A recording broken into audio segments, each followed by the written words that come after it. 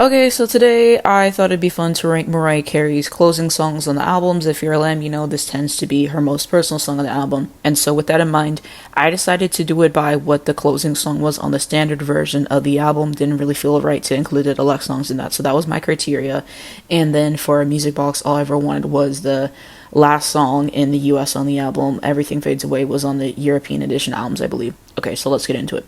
So at number one, I decided to put Love Takes Time. This is one of my favorite Mariah Carey songs, and it is my favorite on the debut. I just love it. I love it. I love it. You know, they told her, write a pop record. She did it. I think she said it took her an hour to write and everything.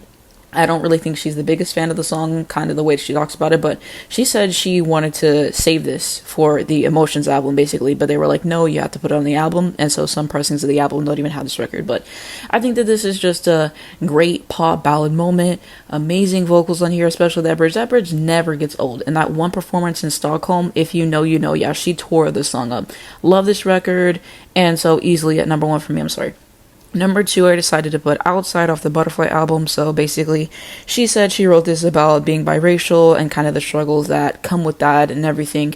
And as a biracial person myself, I can definitely relate to the song, and I really appreciate her for putting the song out. But I mean, plenty of people in different communities relate to this, people who are in the LGBT community or who just feel like outsiders in life generally. So, I mean, a lot of people really go for the song. It's definitely a fan favorite. But I mean, I think lyrically it's super strong with what she did here. Her vocals, a really, really strong vocal performance on the song. Super, super powerful, especially when she gets to the bridge or the third verse. The production on here is great, especially the drums are so impactful. And I feel like nobody ever talks about, that kind of moment on the song, but I think that makes a difference. But very strong record overall, so at number two. Number three, I decided to put Looking In from the Daydream album. Love Looking In, and so... yeah, to me, it kind of seemed to be about, being famous and, like, everything she has to deal with that, like, you think that I'm living the life, I'm living large, but Tommy Mottola was putting her through hell, following her around everything, being super controlling of what she wore, the kind of music that she made.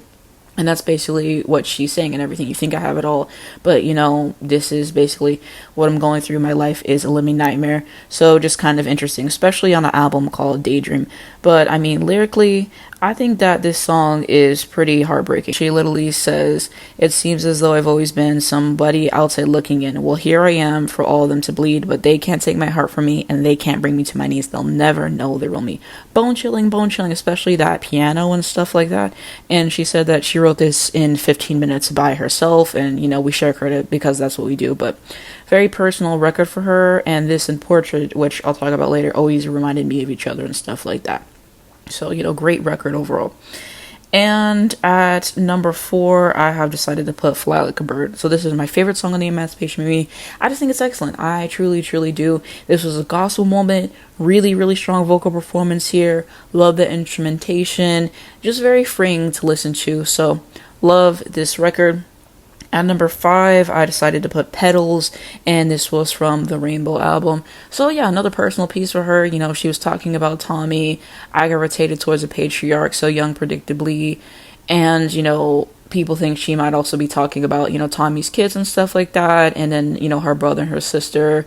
And, she was really said, basically, those who I trusted turned me out on a dime, sold me out dutifully. And she's just talking about, they would go to basically any tabloid that would listen and, sell lies about her and stuff like that. And in her book, I believe she said it's a very painful piece for her to sing and stuff like that. And live, it's very difficult for her. So just beautiful, beautiful. I love the production here, the vocals as well.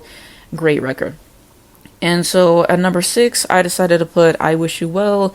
My favorite song probably on E equals MC squared. It's either that or I Ain't Stay in Love. But another, gospel piece, moment. I really love whenever she said, but we've all made mistakes, felt the guilt and self-hate. Definitely felt like it was a release for her to sing this record, and great vocal performance. It's underrated. I feel like I don't really see people talk about this. Number seven, I have Loverboy. This is from the Glitter album.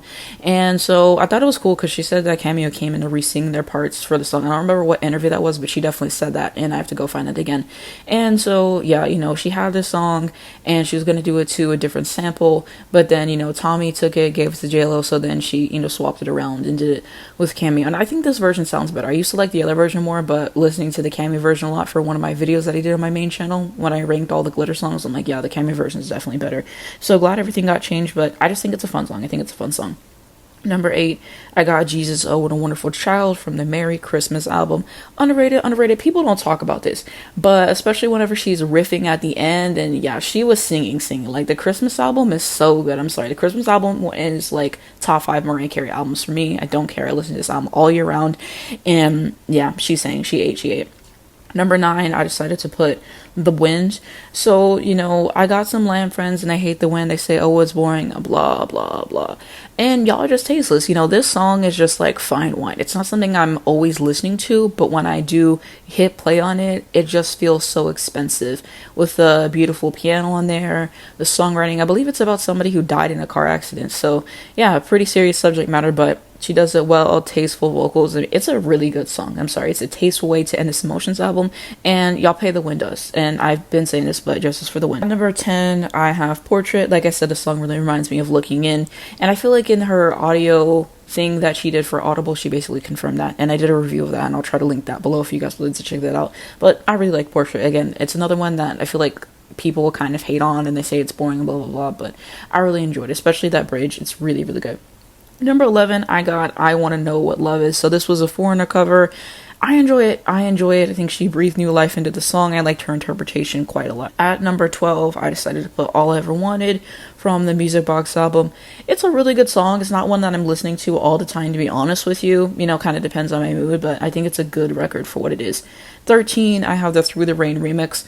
Honestly, I hate that this was the closing song on this album because I really feel like it should have been Sunflowers for Alfred Roy, because that fits more into the personal box. It just feels like more of a natural end to the album. Like, this just throws me off. This should have been higher in the track listing. I get she wanted to end it on a happier note, and like that was the point. I just don't like his last song. It's decent, but 9 times out of 10, I'm going to listen to the original Through the Rain. I just don't really listen to the song that much, but it's not bad. Number 14, I got Auld Lang Syne, the New Year's Anthem. This one has grown on me from when I first listened to it, I will say that, but not one that I pull out and listen to often. And at number 15, by default, I have the Me I Am Mariah title track, because this isn't a song, it's basically just spoken word, and I don't know why she put this on the album and everything, I don't. But, she did. So that's why it's at 15. So that's my ranking of all Mariah Carey's closing songs. And I just thought that this would be fun to do. I was trying to think of stuff that I haven't done before. I'm like, oh, this would be a really good moment.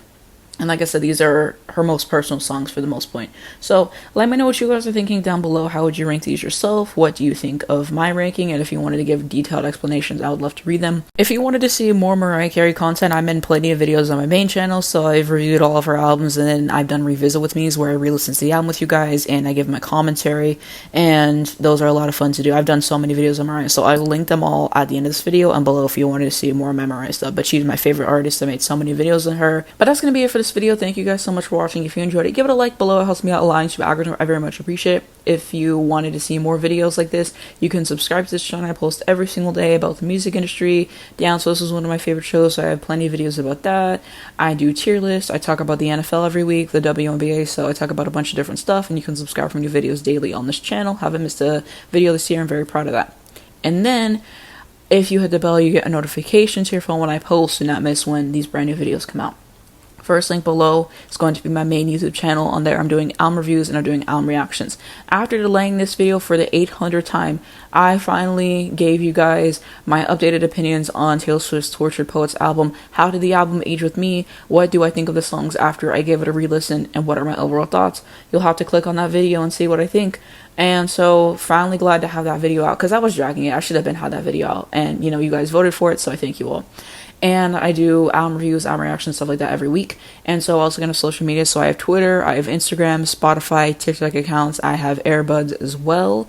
And so, Free Palestine, this is something that we must, educate ourselves on, a very important situation. And also make sure that you register to vote. Incredibly important election coming up. I'll be voting for Kamala Harris in November myself. But thank you guys so much for watching this video, and I will see you in my next one.